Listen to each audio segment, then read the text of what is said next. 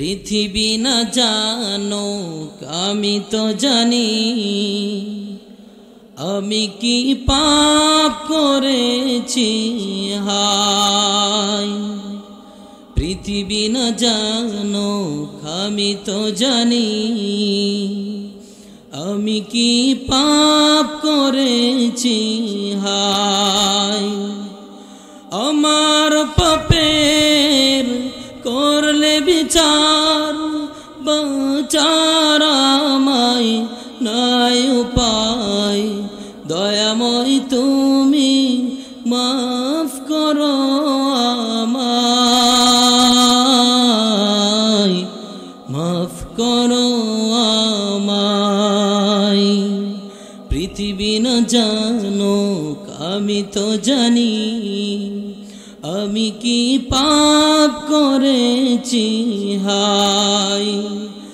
আমার পাপের করলে বিচার বাঁচার আমার নাই উপায়। দয়াময় তুমি মাফ করো আমায়, মাফ করো আমায়। জেনে না জেনে কত যে আমি করেছি পাপ। জেনে না জেনে কত যে আমি করেছি পাপ। কতবার যে তওবা করেছি কতবার অনুতাপ। দুদিনে সব আবার ভুলে গিয়ে আমি মজে আছি দুনিয়ায়। পৃথিবী না জানো আমি তো জানি আমি কি পাপ করেছি হায়। তো পৃথিবী না জানো, কোনো মানুষ না জানো, কিন্তু আমি কি গুনাহ করেছি সেটা আমি এবং আমার আল্লাহ জানে। জানে কি জানে না বলেন তো? জানে। তো এই জন্য আল্লাহ সুবহানাহু ওয়া তাআলা বলেন 5টা শর্ত সাপেক্ষে আল্লাহ সুবহানাহু ওয়া তাআলা মানুষের তওবা কি করবেন? কবুল করবেন। কয়টা? 5টা। কয়টা? 1 নম্বর হচ্ছে আপনি যে গুনাহটা করেছেন সেই গুনার স্বীকারোক্তি দেওয়া। কি দেওয়া? স্বীকারোক্তি দেওয়া যে আমি গুনাহ করেছি, আল্লাহ আমার চাইতে নাফরমান, আমার চাইতে হতভাগা এই পৃথিবীর মধ্যে আর কেউ নাই। 2 নম্বর, যে গুনাহটা আপনি করেছেন এই গুনার প্রতি অনুতপ্ত হওয়া, লজ্জিত হওয়া। 3 নম্বর হচ্ছে যে গুনাহটা আপনি করতেছেন সেই গুনাহটাকে স্টপ করে দেওয়া। অর্থাৎ আপনি সুদ খাইতেছেন, ঘুষ খাইতেছেন, আবার তওবা করতেছেন, তাহলে আপনার তওবা কবুল হবে? কি করতে হবে? স্টপ করে দিতে হবে। আমি যেই গুনাহটাই করি সেই গুনাহটা কি করতে হবে? স্টপ করে দিতে হবে, বন্ধ করে দিতে হবে, আর করা যাবে না। 4 নম্বর হচ্ছে যে গুনাহটা আমি করেছি এই গুনার প্রতি ঘৃণা আসতে হবে, যে হ্যাঁ আমি কি গুনাহটা করলাম, এত জঘন্যতম একটা গুনাহ করে ফেলেছি। 5 নম্বর হচ্ছে এই গুনাহ আর জীবনে না করা। কি করা? জীবনে না করা। এই 5টা শর্ত সাপেক্ষে যদি কেউ তওবা করে আল্লাহ তার তওবা কবুল করেন।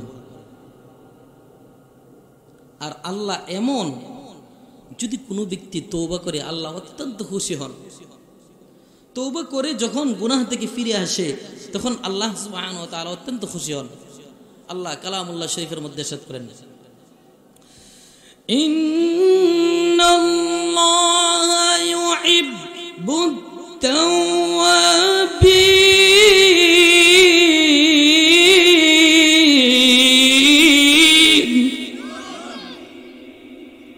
ওয়া ইউহিব্বুল মুতাতাহহিরিন।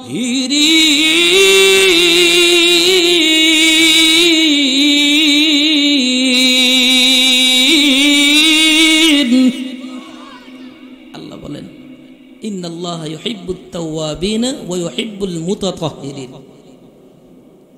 নিশ্চয়ই যারা তওবা করে এবং নাপাক অবস্থা থেকে পবিত্র অবস্থায় পবিত্রতা অর্জন করে, আমি আল্লাহ সুবহানাহু ওয়া তাআলা তাদেরকে কি করি? ভালোবাসি। দেখেন তো আমরা কি গুনাহ করেছি, আমাদের তো সামান্য গুনাহ, অথচ এমনও ঘটনা আছে যে 100 খুন করেও সে কি করেছে? জান্নাতে চলে গেছে। এত নাফরমানি করেছে যে নাফরমানি করেও আল্লাহ তাকে কি করেছেন? মাফ করে দিয়েছেন। এজন্য আল্লাহ সুবহানাহু ওয়া তাআলা যারা তওবা করে আল্লাহ তাদেরকে ভালোবাসেন, অত্যন্ত খুশি হন। আল্লাহর রাসূল সাল্লাল্লাহু আলাইহি ওয়াসাল্লাম একটা হাদিস উল্লেখ করেন। একটা হাদিসে বলতেছেন যে কোনো এক ব্যক্তি একটা বাহন নিয়ে সে এক জায়গায় সফরে যাচ্ছিল। হঠাৎ করে রাস্তা অনেক অতিক্রম করার পর ওই লোকটা ক্লান্ত হয়ে গেছে। ক্লান্ত হয়ে যাওয়ার পর যে বাহনে করে সফরে যাইতেছিল, ওই বাহনের মধ্যে খাবার পানি যা আছে সবকিছু, টাকা পয়সা যা আছে ওই বাহনের মধ্যে ছিল। যখন ওই লোকটি ক্লান্ত হয়ে গেলেন, হঠাৎ করে তার চোখে নিদ্রা এসেছে, ঘুমিয়ে গেলেন। ঘুমিয়ে যাওয়ার পর ঘুম থেকে জাগ্রত হয়ে দেখেন ওই বাহনটা তার কাছে নাই, কই যেন চলে গেছে। সে এতই পেরেশান হয়ে গেল যে হাইরে, যে বাহন দিয়ে আমি আসলাম, এখন আমি কিভাবে ওই জায়গায় যাব? আর বাড়িতে যাওয়া আমার পক্ষে সম্ভব না, যাই হোক আমি এখানেই থেকে যাই। পরে ওই ব্যক্তি আবার ঘুমিয়ে গেলেন। ঘুমিয়ে যাওয়ার পর হঠাৎ করে ঘুম থেকে জাগ্রত হয়ে উঠে দেখলেন যে বাহনটা তার কাছে, খাবার দাবার যা আছে সবকিছু নিয়ে বাহনটা তার কাছে উপস্থিত, হাজির হয়েছে। সুবহানাল্লাহ। যখন হাজির হয়েছেন, হাজির হওয়ার পরে তিনি এত খুশি হয়েছেন, ওই ব্যক্তিটা এত খুশি হয়েছেন, খুশির টেলায় সে আল্লাহকে কি বলে জানেননি? আল্লাহকে বলতেছেন, আল্লাহুম্মা আনতা আবদি ওয়া আনা রব্বুকা। কি বলছে জানেন? আল্লাহুম্মা, হে আল্লাহ, আনতা আবদি ওয়া আনা রব্বুকা। আল্লাহ, আপনি আমার গোলাম, আমি আপনার প্রভু। অথচ বলার দরকার কি ছিল? যে আল্লাহ আপনি আমার প্রভু, আমি আপনার গোলাম। সে এতটা খুশি হয়েছে যে খুশির কারণে বলে ফেলেছে, আল্লাহুম্মা আনতা আবদি ওয়া আনা রব্বুকা। আল্লাহ, আমি আপনার প্রভু, আপনি আমার কি? গোলাম। নবীজি বলেন, এই লোকটা যত খুশি হয়েছে, এই লোকটা যত খুশি হয়েছে, যতটুকু খুশি হয়েছে, কোন তওবাকারী বান্দা বান্দি যদি আল্লাহর কাছে গুনাহ থেকে তওবা করে, আল্লাহ তার চাইতে আরো বেশি খুশি হয়ে যান। সুবহানাল্লাহ বলবেন না? আল্লাহ তার চাইতে আরো বেশি খুশি হয়ে যান। এই জন্য আল্লাহ বলেন, বান্দা গুনাহ করে ফেলেছো, আমি আল্লাহকে ডাকার মতো একবার ডাক দাও। আল্লাহ বলেন, ইয়া আইয়ুহাল্লাযীনা আমানু তুবু ইলাল্লাহ, তুবু ইলাল্লাহি তাওবাতান নাসুহা। আল্লাহ ঈমানদারদেরকে ডাক দিয়ে বলেন, ইয়া আইয়ুহাল্লাযীনা আমানু তুবু, হে ঈমানদাররা, তোমরা তওবা করার মতো তওবা করো। ইলাল্লাহি তাওবাতান নাসুহা, কেমন তওবা? এমন তওবা যেই তওবা করলে আল্লাহ তোমাকে, আসা রব্বুকুম আইয়ুকাফিরু আনকুম, আল্লাহ তোমার গুনাহ গাতাগুলিও ক্ষমা করে দেয়। আসা রব্বুকুম আইয়ুকাফিরু আনকুম সাইয়্যাতিকুম ওয়া ইউদখিলাকুম জান্নাতিন তাজরি মিন তাহতিহাল আনহার, যে আল্লাহ গুনাহ গাতাগুলি ক্ষমা করে দিয়ে আল্লাহ তোমাকে জান্নাতে প্রবেশ করাবে, এমন তওবা করো। লক্ষ্য করুন, আল্লাহ পাক রব্বুল আলামিন বলেন, বান্দারা রে, আমি আল্লাহকে পাওয়ার জন্য যদি তোমরা এক হাত অগ্রসর হও, আমি আল্লাহ তোমাকে পাওয়ার জন্য 2 হাত আগায়া যাই। আমি আল্লাহকে পাওয়ার জন্য যদি তোমরা 2 হাত অগ্রসর হও, আমি আল্লাহ তোমাকে পাওয়ার জন্য 3 হাত আগায়া যায়। আমি আল্লাহকে পাওয়ার জন্য যদি তুমি 3 হাত আগায় আসো, আমি আল্লাহ তোমার শাহরগের নিকটবর্তী হয়ে যাই। সুবহানাল্লাহ। এই জন্য আল্লাহ পাক রব্বুল আলামিন বলেন, ফাযকুরুনি আযকুরকুম ওয়াশকুরুনি ওয়ালা তাকফুরুন। আল্লাহ পাক রব্বুল আলামিন বলেন, ফাযকুরুনি আযকুরকুম, যদি তোমরা আমি আল্লাহকে স্মরণ করো, আমি আল্লাহ তোমাদেরকে স্মরণ করব। ফাযকুরুনি আযকুরকুম ওয়াশকুরুলি ওয়ালা তাকফুরুন, আমার কৃতজ্ঞ বান্দা বান্দি হও, ওয়ালা তাকফুরুন, তোমরা আমার অকৃতজ্ঞ বান্দা বান্দি হও না। আল্লাহ পাক রব্বুল আলামিন বলেন, হে আমার বান্দা বান্দিরা রে, তোমরা কিছুই ছিলে না, তোমাদেরকে আমি সামান্য একটু নাপাক পানি থেকে সৃষ্টি করেছি। কিসের তো অহংকার, কিসের তো বড়াই, তোমরা তো কিছুই ছিলে না, তোমাদেরকে আমি আল্লাহ সামান্য একটু নাপাক পানি থেকে সৃষ্টি করেছি। আমি যখন তোমাদেরকে রূহ জগতে প্রশ্ন করেছিলাম, আলাস্তু বিরাব্বিকুম ক্বালু বালা, আলাস্তু বিরাব্বিকুম ক্বালু বালা, আমি তোমাদেরকে প্রশ্ন করেছিলাম, আলাস্তু বিরাব্বিকুম, আমি কি তোমাদের প্রভু নই? আমি কি তোমাদের প্রভু নই? 1 বার নয়, 2 বার নয়, 3 বার আল্লাহ পাক রব্বুল আলামিন রূহ জগতে সকল রূহবাসীদেরকে জিজ্ঞেস করেছিলেন, আলাস্তু বিরাব্বিকুম, আমি কি তোমাদের প্রভু নই? সকল রূহ এক বাক্যে জবাব দিয়েছিলেন, উত্তর দিয়েছিলেন, ক্বালু বালা, আপনি আমাদের প্রভু, হ্যাঁ আপনি আমাদের প্রভু। রূহ জগতে আমরা স্বীকার করে এসেছি যে আল্লাহ আমাদের প্রভু, আল্লাহ ছাড়া আর কোনো ইলাহ নাই, আল্লাহ ছাড়া আর কোনো মাবুদ নাই।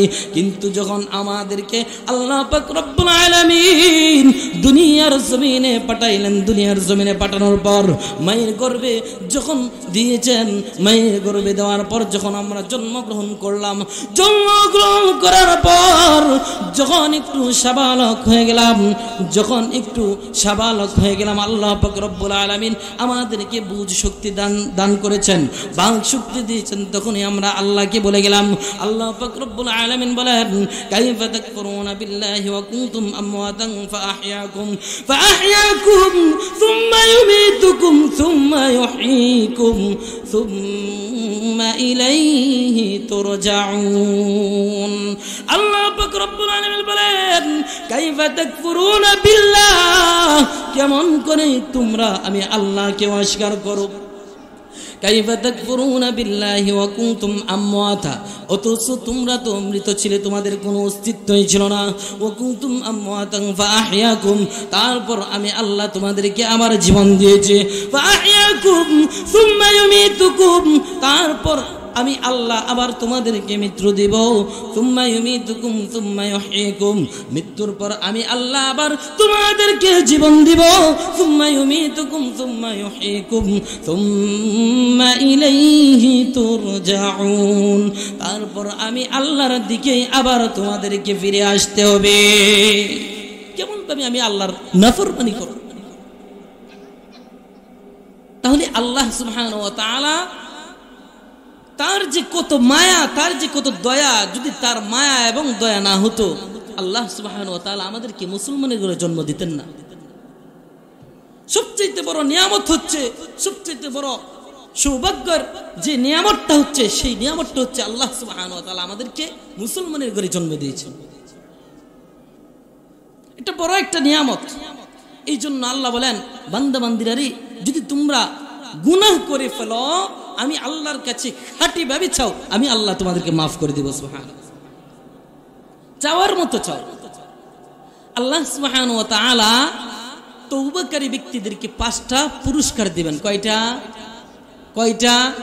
5টা। 1 নম্বর হচ্ছে তার সকল ধরনের বিপদ আপদ, যারা নাকি বেশি বেশি ইস্তেগফার পড়ে, কি পড়ে, অর্থাৎ আল্লাহর কাছে তওবা করে, 1 নম্বর পুরস্কার হচ্ছে তার সকল ধরনের বিপদ আপদ আল্লাহ সুবহানাহু ওয়া তাআলা কি করে দিবেন, দূর করে দিবেন। আচ্ছা বলেন তো, আমাদের কি বিপদ আপদ আসতে পারে কি পারে না? পারে কি পারে না? পারেনি?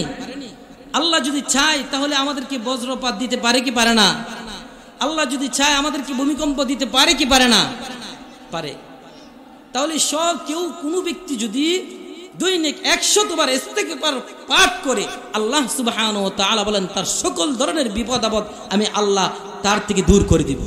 সুবহানাল্লাহ বলবেন না? 1 নম্বর। 2 নম্বর হচ্ছে তার সকল ধরনের পেরেশানি আল্লাহ মুক্ত করে দিবেন। আমাদের সমাজে এমন পেরেশানিওয়ালা মানুষ আছে না নাই? আছে না নাই? ঋণে ভরপুর, ঋণের জন্য সে ঘর থেকে বের হতে পারে নাই, আরো বিভিন্ন ধরনের পেরেশানি যাই জামালা আছে না নাই? আছে। তাহলে আল্লাহ সুবহানাহু ওয়া তাআলা 2 নম্বর পুরস্কার যেটা দিবেন সেটা হচ্ছে কি, সকল পেরেশানি থেকে আল্লাহ কি করবেন, মুক্ত করে দিবেন। 3 নম্বর যে পুরস্কারটা দিবেন, আল্লাহ যে তাকে প্রত্যেকে রিজিকের ব্যবস্থা করে দিবেন সে কল্পনাও করতে পারবে না। সুবহানাল্লাহ। 4 নম্বর হচ্ছে আল্লাহ পাক রব্বুল আলামিন এই তওবাকারী বান্দা বান্দীদেরকে আল্লাহ কখনো কি করবেন না, আযাব দিবেন না। যারা বেশি বেশি ইস্তেগফার করে তাদেরকে আল্লাহ সুবহানাহু ওয়া তাআলা কি করবেন না, কখনো আযাব গজব দিবেন না। আল্লাহ বলেন, ওয়ামা কানা আল্লাহু মুআযিবাহুম ওয়া হুম ইস্তাগফিরুন।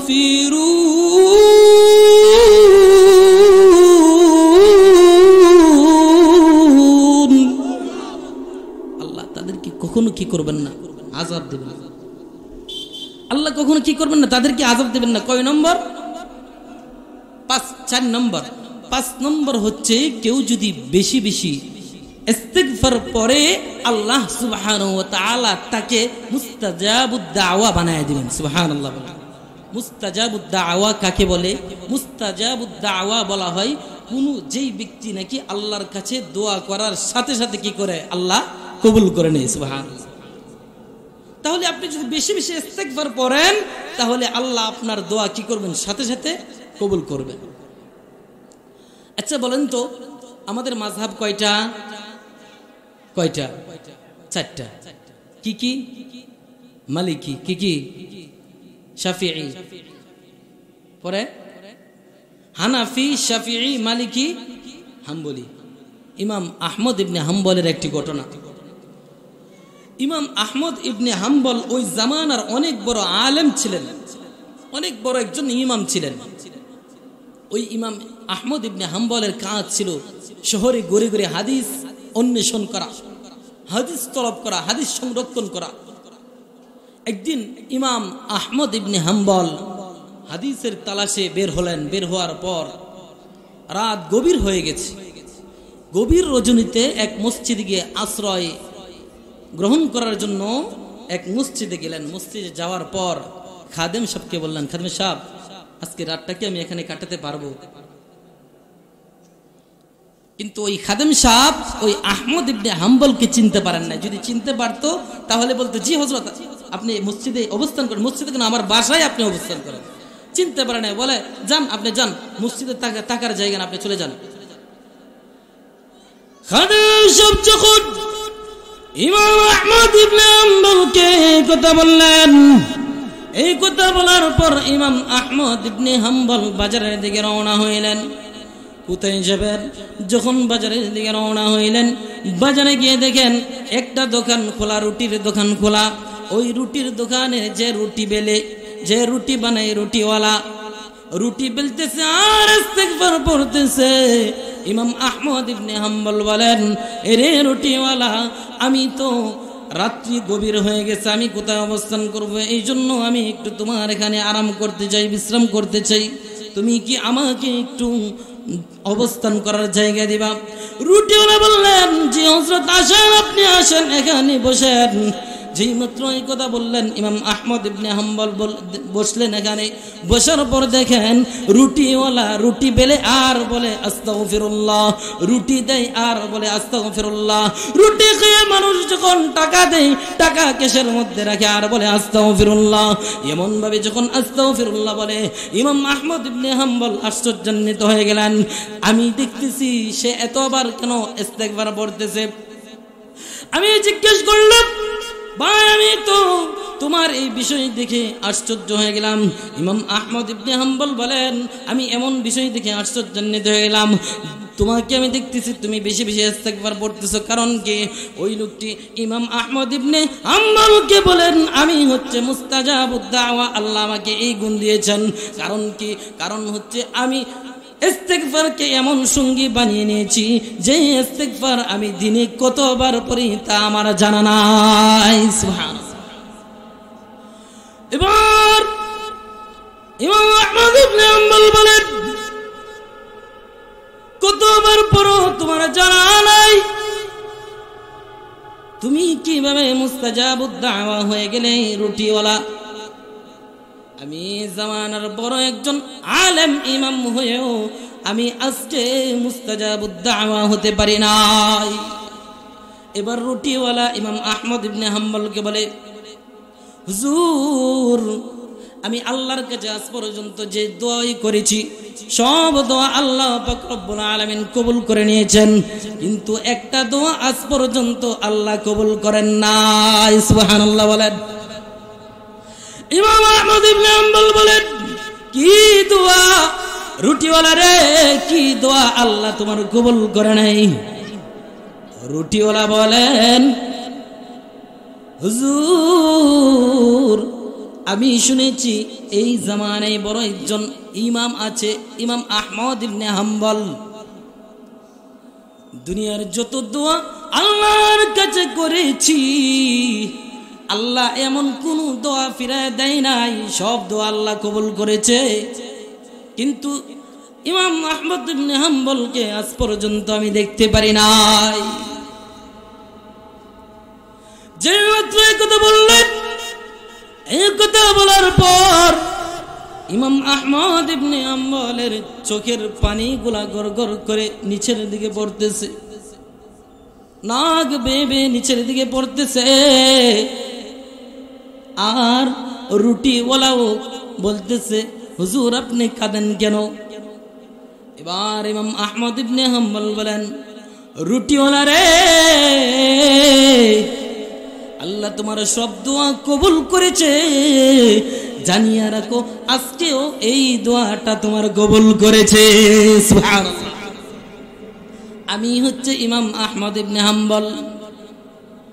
রুটিওয়ালার ইচ্ছা ছিল ইমাম আহমদ ইবনে হাম্বলের সাথে মুসাহাফা করবেন, মুআনাকা করবেন, ইমাম আহমদ ইবনে হাম্বলের কপালে একটা চুমু খাবেন।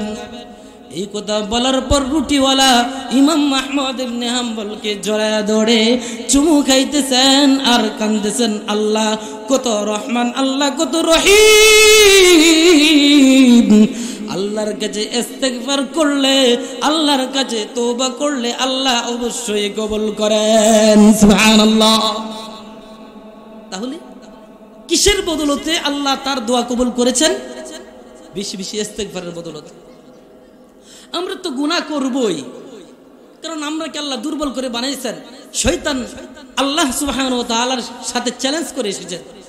আল্লাহ যখন সকল ফেরেশতা এবং ইবলিসদেরকে বললেন, ওয়া ইয কুলনা লিল মালাইকাতি ইসজুদু লিআদামা ফাসাজাদু ইল্লা ইবলিস আবা ওয়াস্তাকবারা ওয়া কানা মিনাল কাফিরিন।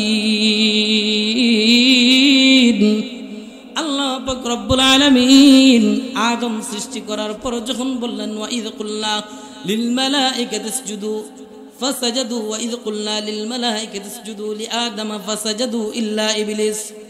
আল্লাহ পাক রব্বুল আলামিন ফেরেশতাদেরকে বললেন, তোমরা আদমকে সিজদা করো, কিন্তু ফেরেশতারা আদমকে সিজদা করেছে আর শয়তান ইবলিস আদমকে সিজদা করে নাই। কেন? সে অহংকার করেছে। আবা ওয়াস্তাকবার, সে অহংকার করে বলে, আমি হচ্ছে আগুনের তৈরি, আমার কাজ হচ্ছে উপরে ওঠা, আর মানুষ হলো মাটির তৈরি, আমার কাজ হচ্ছে উপরে উঠবো। তাহলে কেন আমি মাটির আদমকে সিজদা করব না? এটা আমি করতে পারবো না। যে মাত্র আল্লাহর নির্দেশকে অমান্য করলেন, নির্দেশকে অমান্য করার সাথে সাথে সে জালেমদের অন্তর্ভুক্ত হয়ে গেছে। আল্লাহ পাক রব্বুল আলামিন বলেন, শয়তান তুই আমাকে চ্যালেঞ্জ করেছস, জানিয়ে রাখ আমার বান্দা বান্দি যদি গুনাহ করে আমি আল্লাহকে যদি একবার আল্লাহ বলে ডাক দেই, আমি আল্লাহ সাথে সাথে তাকে ক্ষমা করে তার জন্য জান্নাত রেখে দিয়েছি। সুবহানাল্লাহ। শয়তান কি করে নাই? শয়তান আল্লাহর কথা, আল্লাহর নির্দেশ মানে নাই। আদম আলাইহিস সালাম আমাদের আদি পিতা যিনি, তিনিও একটা গুনাহ করেছিলেন। বলতে পারেন কি গুনাহটা? আল্লাহ পাক রব্বুল আলামিন বলেছিলেন, ওয়া আদম উসকুন আনতা ওয়া যাওজুকাল জান্নাতা ফাকুলা মিন হাইসু শি'তুমা ওয়া লা তাকরাবা হাযিহিশ শাজারা ওয়ালা তাকরাবা হাযিহিশ শাজারাতা ফাতাকুনা মিনাজ যালিমিন। আল্লাহ পাক রব্বুল আলামিন আদম আলাইহিস সালাম এবং মা হাওয়া আলাইহিস সালামকে ইশারা করে দেখাই দিয়েছিলেন যে এই যে একটা গাছ দেখা যায়, ওয়ালা তাকরাবা হাযিহিশ শাজারা, এই গাছের নিকটবর্তী হবে না। তোমরা জান্নাতে বসবাস করো, জান্নাতের খাবার খাও, সাবধান জানিয়ে রাখো এই যে একটা গাছ দেখা যায় এই গাছের নিকটবর্তী হবে না। ওয়ালা তাকরাবা হাযিহিশ শাজারাতা ফাতাকুনা মিনাজ যালিমিন, যদি তোমরা ওই গাছের নিকটবর্তী হয়ে যাও তাহলে তোমরা জালেমদের অন্তর্ভুক্ত হয়ে যাবে। এই দিক দিয়ে শয়তান আদম এবং মা হাওয়া আলাইহিস সালামকে প্রচলনা দিতে আরম্ভ করলেন, ধোঁকা দিতে আরম্ভ করলেন। ওয়াকাসামাহুমা ইন্নী লাকুমা লামিনান নাসিহিন, শয়তান কসম খেয়ে বলতেছেন, হে আদম আমি তোমার হিতাকাঙ্ক্ষী, আমি তোমার হিতাকাঙ্ক্ষী। আল্লাহ যে বলেছে ওই গাছের নিকটবর্তী না হওয়ার জন্য, এই গাছের নিকটবর্তী যদি হয়ে যাও তাহলে তোমরা ফেরেশতা হয়ে যাবে, চিরস্থায়ী হয়ে যাবে। ওই গাছের নিকটবর্তী হও, কারণ আল্লাহ যে কথা বলেছে এই কথা শোনার প্রয়োজন নাই, আমি হচ্ছে তোমাদের একজন হিতাকাঙ্ক্ষী। এই কথা বলার পর আদম আলাইহিস সালাম এবং মা হাওয়া আলাইহিস সালামকে দুঃখাই ফেললেন। ফাদাল্লাহুমা বিগুরুর, তাদেরকে দুঃখাই পদস্থলিত করে ফেলেছেন। এই দিক দিয়ে শয়তানের দুঃখাই পরে ওই মা আদম আলাইহিস সালাম এবং মা হাওয়া আলাইহিস সালাম ওই গাছের নিকটবর্তী হয়েছে। আর আল্লাহর ভাষা অনুযায়ী ফাতাকুনা মিনাজ যালিমিন, তারা সাথে সাথে জালেমদের অন্তর্ভুক্ত হয়ে গেছে। আদম আলাইহিস সালাম গুনাহ করেছে, গুনাহ করার পর গুনাহর উপর অটল থাকেন নাই। আল্লাহর কাছে শত শত বছর কান্নাকাটি করেছেন। কান্নাকাটি করার পর আল্লাহ পাক রব্বুল আলামিনকে বলেন, আল্লাহ গুনাহ করে ফেলেছি, আল্লাহ কি করলে তুমি মাফ করবা, কি করলে মাফ করবা? আল্লাহ পাক রব্বুল আলামিন আদম আলাইহিস সালাম এবং মা হাওয়া আলাইহিস সালামকে সুন্দর কয়েকটা বাক্য শিখিয়ে দিয়েছেন, যেটা আমরা নামাজের দোয়ার মধ্যে পড়ি। সেটা হচ্ছে রব্বানা যালামনা, আল্লাহ বলেন ফাতালাক্কা আদামু মির রাব্বিহি কালিমাতিন ফাতাবা আলাইহি, রে আদম আমি তোমাকে কয়েকটা বাক্যের সাথে সাক্ষাৎ করিয়ে দিচ্ছি, ওই বাক্য পড়ে আমি আল্লাহর কাছে তওবা করো। তওবা করতে দেরি হবে কিন্তু 1 মিনিট 1 সেকেন্ডও লাগবে না, আমি আল্লাহ সাথে সাথে তোমাদেরকে ক্ষমা করে দিব। কি দোয়া শিখিয়ে দিলেন আল্লাহ পাক রব্বুল আলামিন বলেন, রব্বানা যালামনা আনফুসানা ওয়া ইল্লাম তাগফির লানা ওয়া তারহামনা লানাকুনান্না মিনাল খাসিরিন। রব্বানা যালামনা আনফুসানা, হে আমাদের প্রতিপালক আমরা আমাদের নফসের উপর জুলুম করেছি। রব্বানা যালামনা আনফুসানা ওয়া ইল্লাম তাগফির লানা ওয়া তারহামনা লানাকুনান্না মিনাল খাসিরিন। আল্লাহ আপনি আমাদের উপর রহমত বর্ষণ করুন, আমরা আর আল্লাহ আপনি আমাদেরকে ক্ষতিগ্রস্তদের অন্তর্ভুক্ত করবেন না। ভাইরা, আদম আলাইহিস সালাম একটা ভুল করার কারণে আদম আলাইহিস সালামকে জান্নাত থেকে দুনিয়ার মধ্যে পাঠিয়ে দিয়েছেন। আদম আলাইহিস সালাম শত শত বছর তওবা করার পর আল্লাহ পাক রব্বুল আলামিন তওবা কবুল করেছেন। আর আমরা হচ্ছে আদম আলাইহিস সালামের সন্তান। আমাদের যখন কোনো গুনাহ হয়ে যায়, আমাদের যখন কোনো গুনাহ হয়ে যায়, সাথে সাথে আল্লাহর কাছে তওবা করব, আল্লাহ আমাদেরকে মাফ করে দিবেন। আল্লাহ কি করবেন? আমাদেরকে মাফ করে দিবেন। তাহলে আদম আলাইহিস সালামের সন্তান আমরা, আমরা তো ভুল করবই, আমরা তো গুনাহ করবই, আমরা গুনাহগার, কিন্তু আল্লাহ গুনাহ মাফ করনেওয়ালা, আল্লাহ আমাদের গুনাহ ক্ষমা করে দিবেন। আল্লাহ কালামুল্লাহ শরীফের মধ্যে আল্লাহর গুনাহগার বান্দা বান্দীদেরকে অত্যন্ত মায়া এবং মহব্বত করে ডাক দিয়েছেন। কি ডাক দিয়েছেন? আল্লাহ পাক রব্বুল আলামিন বলেন, قل يا عبادي الذين أسرفوا على أنفسهم لا تقنطوا من رحمة الله। আল্লাহ পাক রব্বুল আলামিন বলেন, হে আমার বান্দা বান্দীরা রে, কুল ইয়া ইবাদিয়াল্লাযীনা আসরাফু আলা আনফুসিহিম লা তাকনাতু মির রাহমাতিল্লাহ। হে আমার বান্দা বান্দীরা, যদি তোমরা গুনাহ করতে করতে নফসের উপর জুলুম করে ফেলাও, তারপরেও আমি আল্লাহর রহমত থেকে 1 মিনিটের জন্য 1 সেকেন্ডের জন্য নৈরাশ হবে না, কারণ আমি আল্লাহ পাক রব্বুল আলামিনের এত দয়া এত মায়া। তোমরা যদি খাল বিলের সম পরিমাণ গুনাহ করো, আমি আল্লাহর দয়া হচ্ছে সাগরের পরিমাণ। তোমরা যদি সাগর পরিমাণ গুনাহ করো, আমি আল্লাহর দয়া হচ্ছে আকাশ পরিমাণ। আর তোমরা যদি আকাশ পরিমাণ গুনাহ করো, আমি আল্লাহর দয়া হচ্ছে আরশের পরিমাণ। তাহলে গুনাহ কি করা যাবে না? করা যাবে না। আচ্ছা দেখুন তো, আমরা এখানে যারা আছি, কয়জন মানুষ এমন আছি যে যত গুনাহ আছে এমন কোন গুনাহ বাদ নাই যে আমরা করি না? এমন কয়জন মানুষ আছে?